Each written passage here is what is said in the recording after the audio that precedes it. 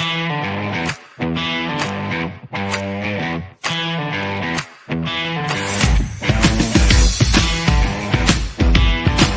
semuanya, balik lagi di Diagnosa Dialog Opini Halo Sobat Kampus, kembali lagi di Psychosmart Satukan Hati TV.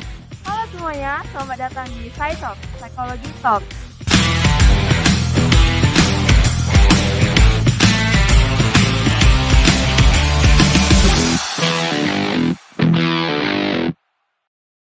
Halo Sobat Kampus, kembali lagi di Diagnosa, Dialog, dan Opini Mahasiswa. Saya harap teman-teman yang lagi dengerin di YouTube dan dengerin juga di Spotify dalam keadaan sehat lalu dan tetap semangat dalam menjalani hari-hari kita di masa pandemi ini. Nah, di Diagnosa kali ini kita bakal ada hal yang baru. Tentu saja saya sendiri yang akan jadi caster, karena caster yang lama kita sedang tidak bisa menjadi caster. Dan ada hal baru juga, di mana narasumbernya juga baru dan sangat kompeten di mana tentang pembahasan kita kali ini. Nah, di sini kita bakal diskusi bareng, bahas-bahas tentang pengabdian kepada masyarakat. Karena dari Tridharma Perguruan Tinggi itu ada pendidikan dan pengajaran, penelitian dan pengembangan, serta pengabdian kepada masyarakat. Jadi kita bakal fokus di pengabdian kepada masyarakatnya. Nah, tentu saja kita bakal mengundang narasumber dari fakultas kita juga dan sudah sangat berkompeten dan berpengalaman di pengabdian kepada masyarakat. Langsung aja kita berkenalan dengan narasumber kita. Di sebelah kiri saya ada Rena dari angkatan 2018. Rena ini sekarang sedang menjadi dimisioner dari Departemen Olahraga Binaan dan Bakat pada Kabinet sebelumnya. Saya dulu Kak Rena. Hai. Oke, yang di ujung sana ada Kak Kifa dari angkatan 2017. Kak Kifa sekarang sedang menjabat menjadi Ketua Departemen Pengabdian kepada Masyarakat. Jadi sangat cocok dengan pembahasan kita kali ini. Boleh saya dulu Kak Kifa?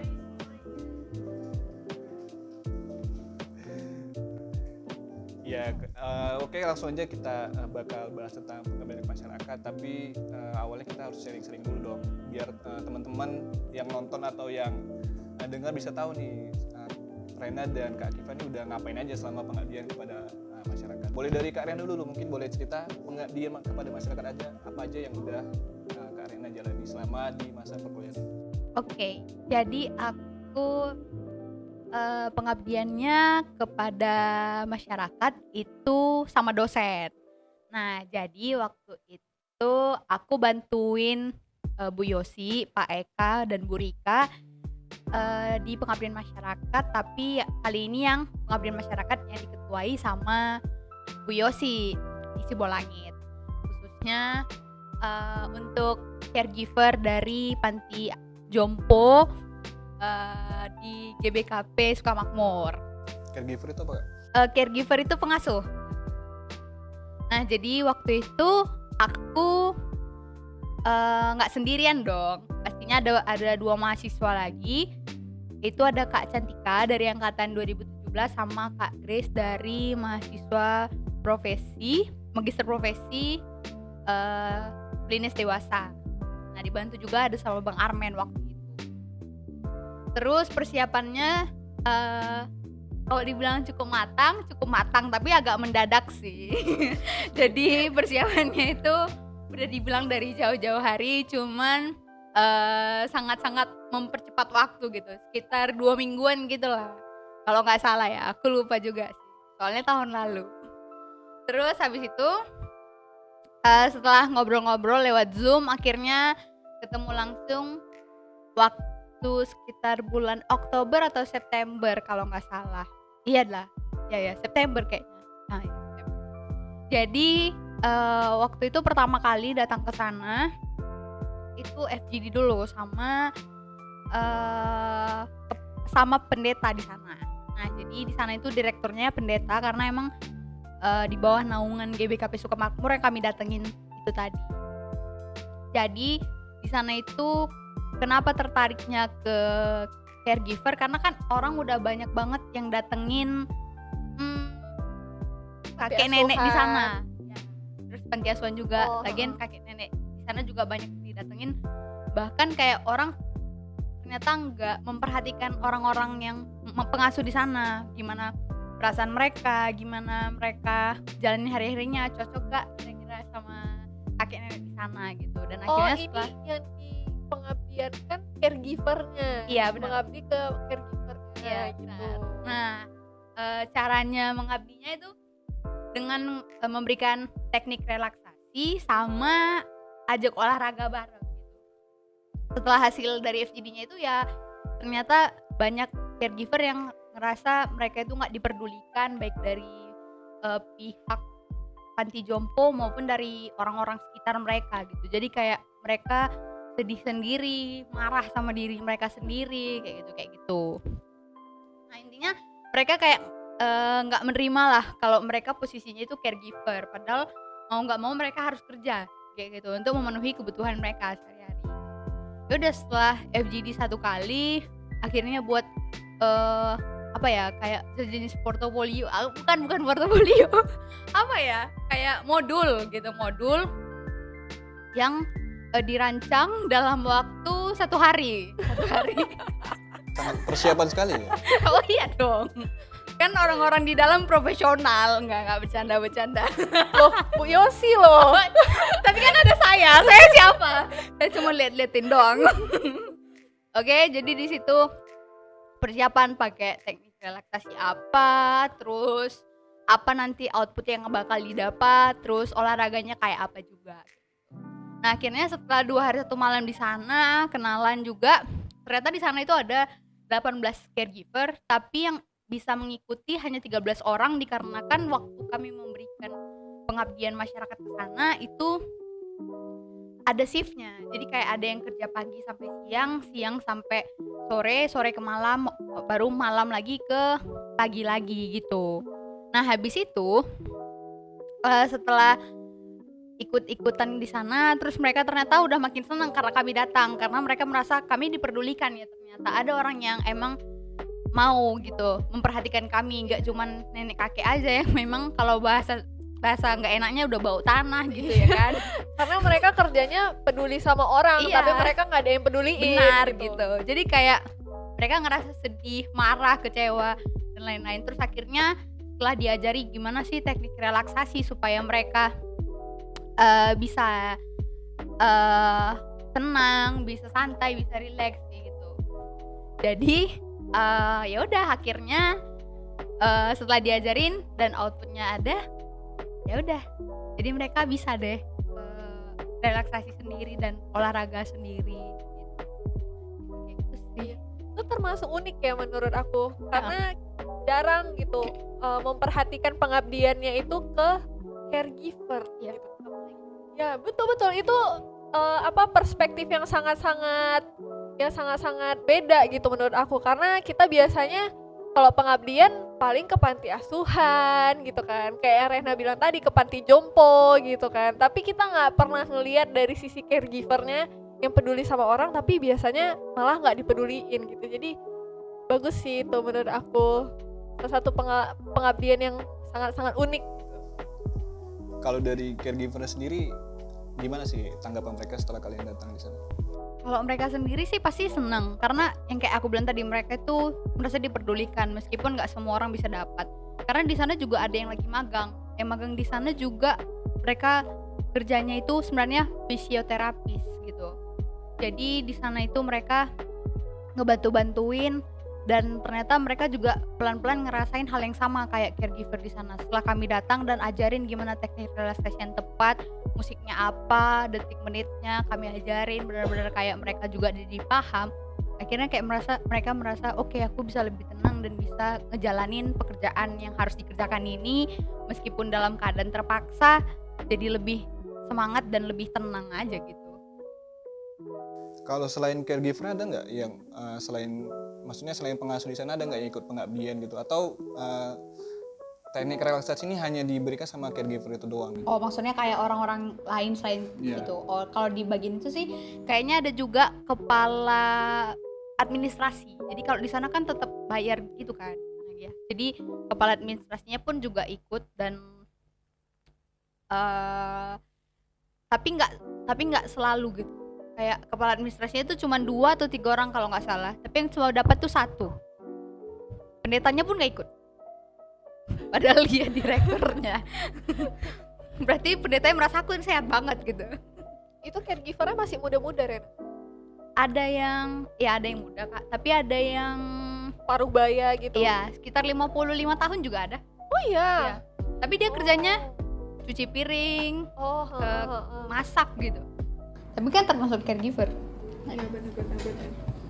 Unik sih, pengalaman pengabdian yang unik. Nah, nangis juga banyak lah, apalagi Bisa. waktu relaksasi. Contohin dong relaksasi. Contohnya? Gak mungkin kan di sini. Teknik relaksasinya contohin. Ya relaksasinya mereka ngapain aja, disuruh ngapain aja gitu. Ini kan modul rahasia. Oh iya, emangnya ya?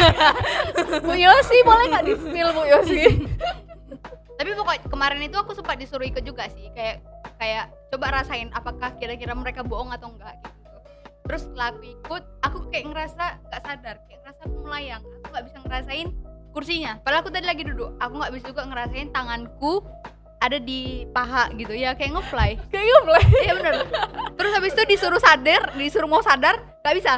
Kayak aduh kok susah ya sadarnya, kok susah ya sadar. Ternyata itu karena deep banget. Anjay. Ah, Berarti psikologi banget. iya banget.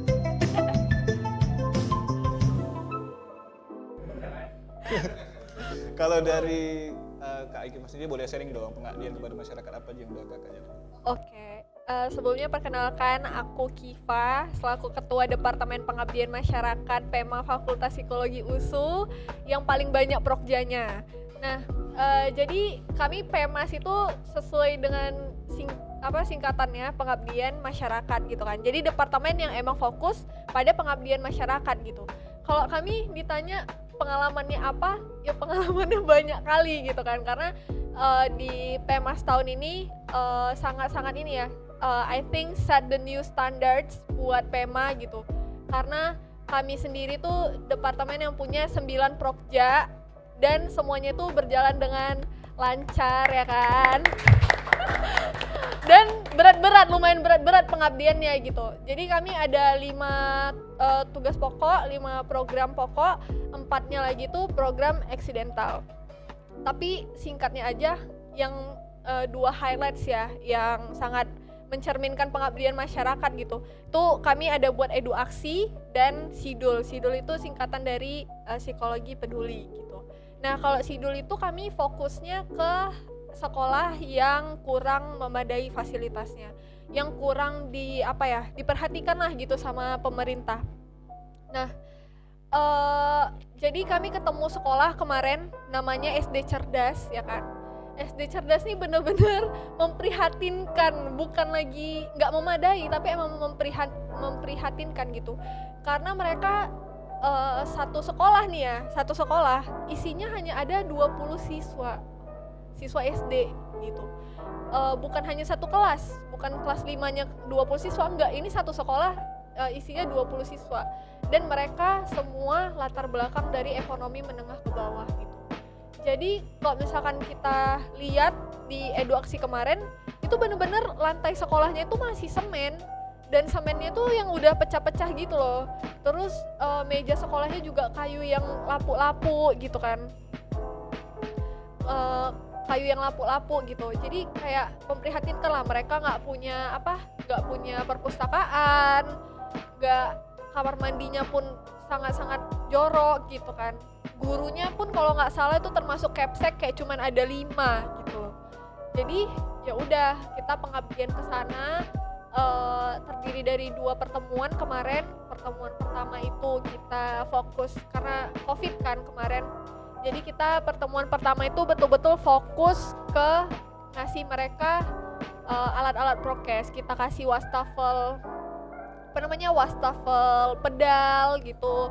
Terus kita kasih masker, kita kasih banyak lah pokoknya tentang protokol kesehatan gitu. Kita kasih juga mereka psikoedukasi tentang protokol kesehatan.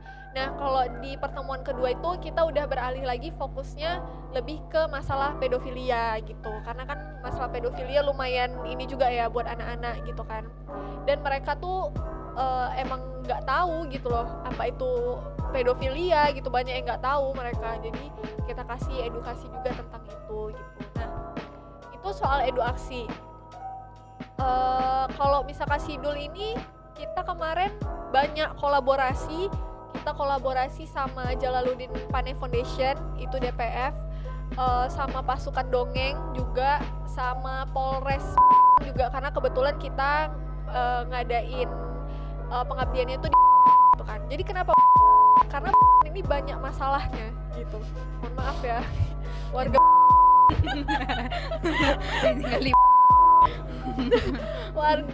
anak-anak muda bandel-bandel gitu loh. Jadi dapat report kan sama DPF yang emang punya jaringan anak muda di sana kan. Mereka bilang ini nih anak ini masalahnya 2, narkoba sama perjudian gitu. Jadi ya udahlah, ya udah sama ini nggak perlu diinikan lagi ya, state the obvious. Kalau mereka tuh emang banyakan warga miskin di sana gitu kan, dan daerahnya kan juga mohon maaf kumuh ya gitu kan, kumuh kali. Gak gitu. pernah relate. Rena harus ke sana. Rena harus ke sana Oke, gitu. oke. Itu kalau misalkan lihat emang daerahnya tuh kumuh gitu kan. Jadi ya udah, gimana nih supaya semuanya tepat sasaran. Kita yang pertama bagi-bagikan beras. Kita kemarin dari Pema Psikologi UNSU itu 700 kilo beras. Wow. Kita kasih atau setara dengan 140 kilo yang dari Pemanya, terus ditambahin lagi sama DPF-nya itu 15 gitu. Jadi 155 karung beras isi 5 kilo kita salurkan ke sana. Nah terus untuk anak-anaknya itu tadi kita sasar anak-anak SMA gitu. Jadi kita emang bener-bener edukasi lah soal narkoba gitu kan. Materi narkobanya juga udah kita konsultasikan sama Bu Yosi gitu kan, karena Bu Yosi kan itu juga ininya strength-nya kan di itu kan adiktif gitu kan. Ya udah ACC dari Bu Yosi baru kita angkat materinya tuh ke sana gitu. Terus ada juga sama anak-anak gitu. Kalau anak-anak kita lebih fokus ke fokusin ke cita-cita mereka, kayak diingatin lagi mimpinya tuh apa, cita-citanya tuh apa, pengen jadi apa gitu kan, supaya jangan bablas gitu loh, karena di sana juga angka putus sekolah tuh tinggi gitu. Ya udah itu sih tadi highlights prokjanya dari Pemas kalau yang gede-gede ya gitu. Tapi kalau misalkan kayak galang dana, kemarin kami juga bagi-bagi nasi hari Jumat, itu juga ada sering lah beberapa kali gitu. Terus kita ada juga buat acara seminar gitu kan, webinar online gitu juga ada gitu. Jadi sibuk guys Banget. Tadi kakak ceritakan tentang edukasi itu kan, dan itu sasarannya tentang anak-anak. Gimana sih tanggapan mereka waktu mereka DKK ke sana? DKK ya. Enggak. Agak mager manjanginnya ya Pak. mereka ini ya antusias kali loh nyambut kita, ngelihat kita tuh kayak alien gitu. Wow, ini kakak-kakak dari mana gitu kan. Iya, sesuatu Padahal yang anak baru. SMA ya, Kak? Enggak, ini edukasi anak Oh, SD. SD ya. Ha. Jadi mereka betul-betul seneng gitu kan. Kayak ya meskipun yang mereka lihat mungkin cuma hadiahnya doang. Ini nanti dapat hadiah apa gitu kan. Cuma 20-nya itu datang. iya 20 datang Datang dua ya? dua pertemuan gitu. Itu padahal mereka kemarin tuh nggak sekolah offline kan, cuma udah di arrange sama kepala sekolahnya buat mereka datang, of course dengan protokol kesehatan gitu kan. Jadi ya udah have fun aja sih, judulnya pengabdian kita waktu edukasi kemarin tuh have fun aja sama anak-anak itu, emang pengen ngebuat mereka seneng aja gitu kan, kasih hadiah yang banyak, kasih snack apa segala macam, pokoknya supaya mereka seneng aja lah gitu. Kalau di Sidul gimana? Apa nih? Pan dari anak-anak di sana? Kalau dari Sidul agak ini ya, sebenarnya ada cerita lucu nih. Jadi kemarin kami konsultasi lah kan sama DPF gitu. Awalnya kami tuh bukan mau ngasih beras, kami mau ngasihnya paket sembako. Jadi isinya udah ada beras, udah ada minyak, teh, and so on, banyak lah gitu kan paket sembako gitu.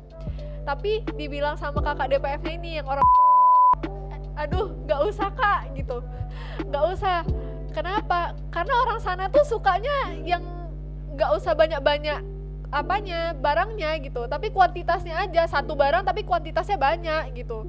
Jadi ya udah nggak jadi kasih paket sembako, kasihnya beras 5 kilo aja udah gitu. Karena mereka emang sukanya gitu kan. Ternyata baru belajar juga, ternyata preferensi orang tuh kalau dikasih tuh beda-beda gitu. Walaupun ya dikasih harusnya bersyukur nggak sih gitu kan. tapi ternyata mereka ada kalau kata kakak itu nanti dibicarain gitu, dijulitin sama mereka, ngapain nggak sih kayak gini gitu, sikit-sikit gitu kan, tapi banyak. Ya menurut kita itu kan baik gitu kan, kita kasih telur kek sama minyak kan bisa setidaknya balance ya. iya balance gitu kan. Ini nggak, ternyata mereka suka dikasih satu barang tapi kuantitasnya banyak, ya udahlah kita turutin aja, kakaknya emang orang sana gitu kan. Nah kalau soal anak-anaknya, oh ini lagi ya cerita yang agak serem dari bukan kepala sekolahnya sih, tapi guru di sana lah gitu kan. Ini saking apanya ya masalah di sana itu tentang anak-anak ini, sampai gurunya tuh bilang gini, kalian nanti mau bawain materi apa gitu kan. Oh kami mau bawain materi tentang bahaya narkoba pak, aku bilang gitu. Wah cocok katanya gitu. Kenapa pak? Iya anak-anak di sini bandel-bandel kata gurunya gitu kan. Emang make di sekolah pak, aku bilang gitu. Enggak, tapi ngerokok di sekolah guys, di depan gurunya gitu, ngerokok di kamar mandi gitu kan. Dia join. Iya, terus dibilang kalau gurunya tuh negur kayak mati kalau rokokmu gitu kan. Mereka tuh pada bilang gini, orang bapakku aja ngasih di rumah kok gitu. Ya udah, jadi gurunya mau bilang apa lagi, terdiam kan gitu. Makanya tuh bener-bener masalah yang besar sih di sana. Malah gurunya bilang ini udah lumayan, tinggal ngerokok aja. Kalau dulu sampai ngelem di sekolah, Di kelas? di kamar mandi. Kamar mandi. Jadi di Makanya kamar mandinya boleh. ngeri kan gitu. Sebenarnya kami takut juga sih kemarin mau ke sana gitu kan, karena dengar tawuran gitu kan, takut jadi korban pula. Tapi untungnya kami dikawal sama Polres juga gitu, jadi ya udah aman sih. Berarti banyak cerita unik juga ya Kak kalau di pengabdian pada masyarakat ini. Ada beda-beda lah pokoknya. Apalagi kalau kerja sama banyak orang gitu kan. Wah.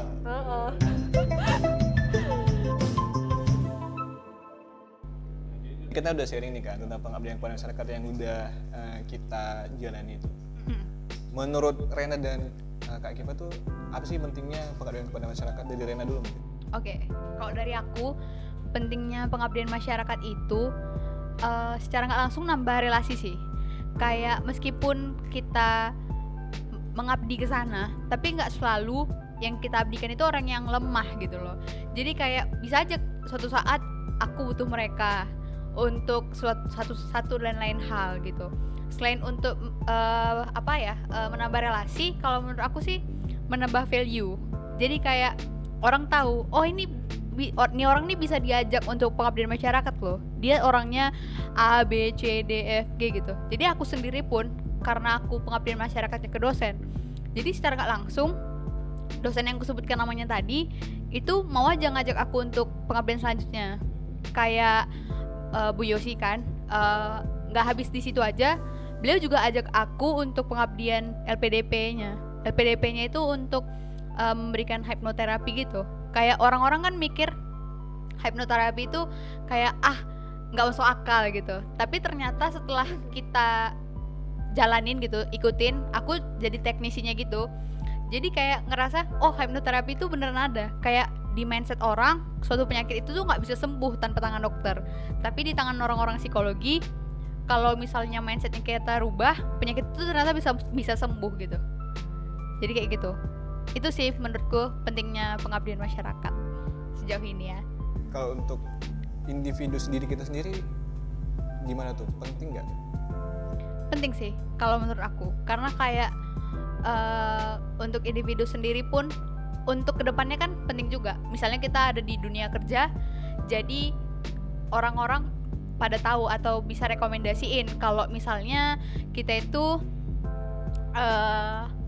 harus bisa apalah ya namanya, kita ke kantor nih kan, terus habis itu misalnya ada kerjaan lain selain job desk-nya kita di kantor, jadi kayak kita bilang ke mereka kayak, aku dulu pernah loh pengabdian masyarakat ABC, jadi bisa referensi gitu kalau untuk diri pribadi ya. Kalau aku, mungkin Kak Kiva beda. Coba Kak Kiva gimana Kak? Kalau aku kenapa pengabdian masyarakat itu penting? Ya karena masuk dalam tridharma perguruan tinggi kan gitu. Kau tuh jadi mahasiswa, kerjaanmu bukan cuma belajar loh, halo gitu. Bukan cuma buat presentasi depan kelas membahagiakan dosenmu, enggak gitu. kamu tuh jadi mahasiswa ya harus peduli sama sesama gitu, sama masyarakat gitu, karena itu tanggung jawabmu gitu menurut aku ya. Karena menurut aku mahasiswa tuh bukan cuma bisa belajar aja, enggak, powermu tuh banyak jadi mahasiswa gitu. Jadi kalau nggak kau manfaatkan buat sesama ya buat apa lagi gitu kan. Terus penting juga kayak yang Rehna bilang tadi, nggak mulu-mulu kita emang mau bermanfaat nih buat orang ya kan, tapi nggak mulu-mulu gitu nambah value buat diri kita sendiri gitu kan. Itu nggak apa ya, nggak usah munafik lah gitu. Jadi buat pengabdian menurut aku tuh emang apa ya, feedbacknya tuh dua arah gitu, bukan hanya untuk orang yang kau abdikan, tapi untuk dirimu sendiri juga ada value-nya nambah gitu. Jadi ya penting gitu. Apalagi Buat kita orang masyarakat. psikologi ya Kak. Iya benar, ya harus peduli sama manusia, memanusiakan manusia gitu kan. Tapi sambil nambah CV lah gitu. Itu bonus Kak. Iya Iya. bonus. Jadi dengar itu ya guys. Jadi buat apa kita belajar tapi nggak kita aplikasikan ke Iya benar. Benul. Benar. Kayak kami kan buat psikoedukasi tuh bahannya dari mana? Dari buku kampus kan, yang kita pelajari di sekolah di Betul. kampus kan gitu. Ya itu diaplikasikan dong. Jangan hanya belajar aja gitu. Jadi nanti kalau misalkan udah kerja, you know what to do gitu loh. Karena udah punya experience Ya, kan. udah punya referensi lah seenggaknya. Iya bener, sudah kau tuh dengan pengabdian masyarakat kau ketemu dengan berjuta orang yang beda-beda sifat dan Sikap. wataknya ya, jadi kayak ya kau nggak kaget kalau misalkan ketemu orang di tempat kantor, di kerja atau di mana gitu, karena udah ada basicnya gitu. Yoi. Benar. Jadi banyak banget manfaat dari pengabdian masyarakat ini ya.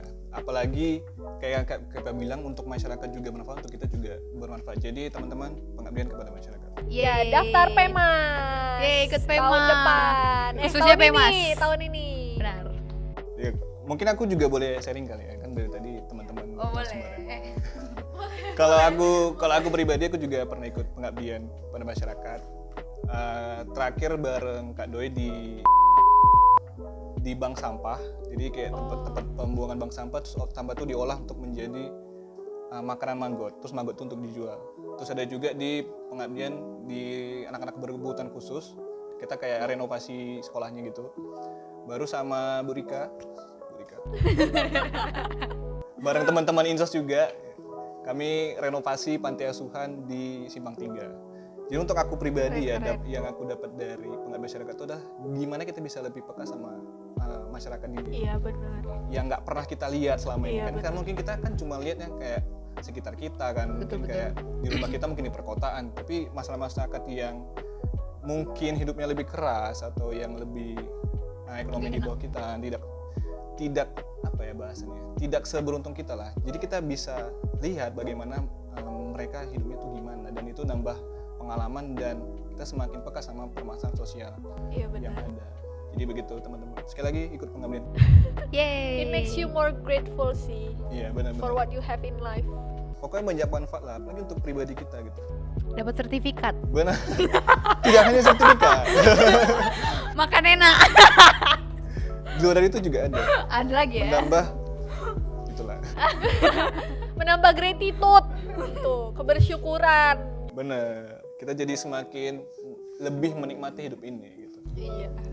Mungkin ini pembahasan terakhir ya, karena ini mungkin salah satu pertanyaan yang penting juga untuk kita.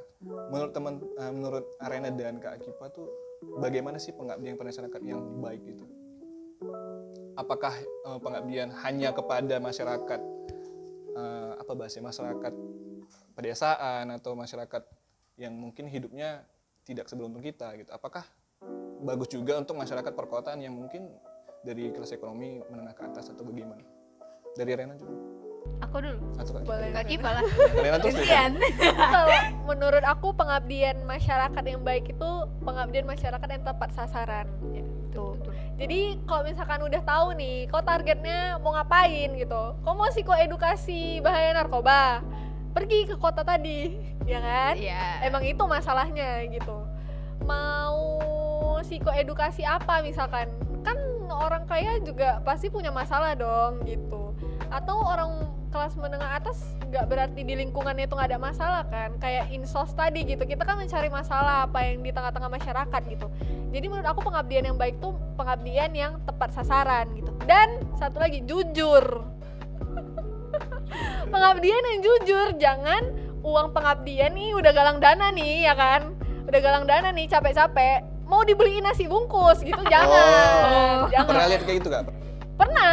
Pernah kejadian gitu. Jadi ya kau udah galang dana, ya uangnya semua kau kasih dong buat orang yang jadi target sasaran pengabdianmu. Jangan kau pakai untuk dirimu gitu, bahkan 1% pun gitu jangan, 1 rupiah pun ya jangan gitu. Kayak kami ini Pemas, ya Allah seret, jujur aja Nomboin ya. juga, nomboin. Apa? Nomboin. Gak sampai nomboin sih, tapi seret gitu, karena kami emang ya udah kita tuh all out dulu gitu, semua kita kasih gitu. Jangan perkiraan dana nanti bisa berlebih berapa ya, bisa cuan berapa ya, enggak gitu. Ya kau buat program sebetul-betulnya ya kan, betul-betul nih kau buat program all out, berapa dananya kau keluarkan. Kalau misalkan ada bonusnya itu nanti bisa dibicarakan lah sama bendahara gitu ya. Jadi jangan mikirnya buat program tuh supaya cuan, apalagi kalau kau di departemen pengabdian masyarakat, enggak gitu. Betul. Capek yang ada dan seret gitu, untung-untung nggak nombok gitu. Intinya di pengabdian masyarakat ini kita nggak ada untungnya, malah capek. Iya bener, tapi kan capek itu apa ya, kalau menurut aku lebih ke puas diri gitu ya. Kita bisa lebih jadi seneng aja gitu, oh aku hari ini bantu orang loh gitu kan. Lebih sensitif lah ya Iya, Di kesehatan mental pun sehat. gitu. Kan kita gimana kalau tidur terus mikir oh hari ini aku bermanfaat buat orang lain gitu, itu gimana gitu kan. Yang penting tepat sasaran dan jujur. Iya, oke. Jangan dikorupsi buat beli nasi bungkus. Ingat deh tuh, apalagi rokok. Iya betul. Kalau dari Rena gimana, Rena?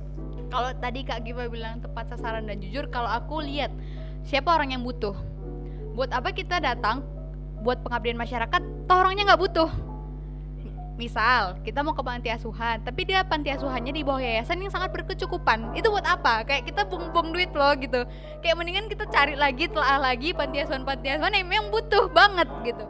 Entah itu dari segi materi atau segi moral atau dari segi pendidikan mungkin. Kan orang-orang yang ikut pengabdian masyarakat kan juga bukan orang-orang sembarangan ya, karena selain terpanggil memang mereka yang terpilih gitu ya kan.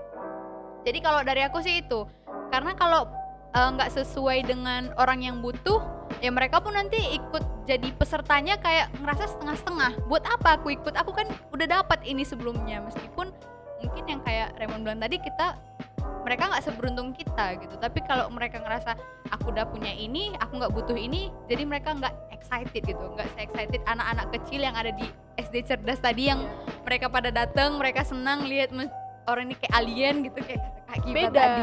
Jadi beda syukurnya gitu loh. Benar. Jadi dengan itu guys, sebelum pengabdian kita harus riset dulu sebenarnya. Iya, riset. Jangan asal pengabdian, yang penting pengabdian, tapi nggak tahu. Iya, jangan pengabdian, yang penting prokjaku kelar Jalan. nih di LPJ gitu. Betul. Kelar, jalan, berhasil gitu, jangan. Kita harus juga gunakan apa yang udah kita pelajari juga sih sebenarnya di psikologi ini. Nggak cuma sembarangan ngasih doang gitu. Semua harus dipikirkan matang-matang. Apalagi ini untuk memberikan orang yang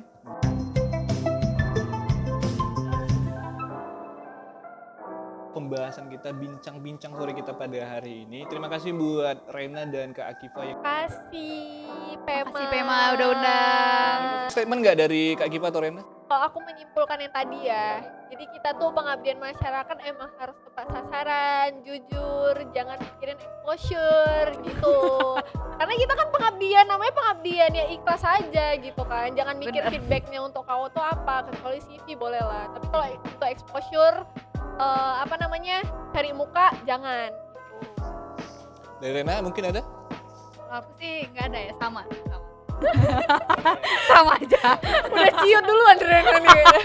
Oke, terima kasih buat teman-teman yang udah nonton di channel YouTube kita dan teman-teman yang udah dengerin di Spotify. Terima kasih, sampai jumpa di diagnosa selanjutnya. Jangan lupa ikut. Bye bye. Bye-bye.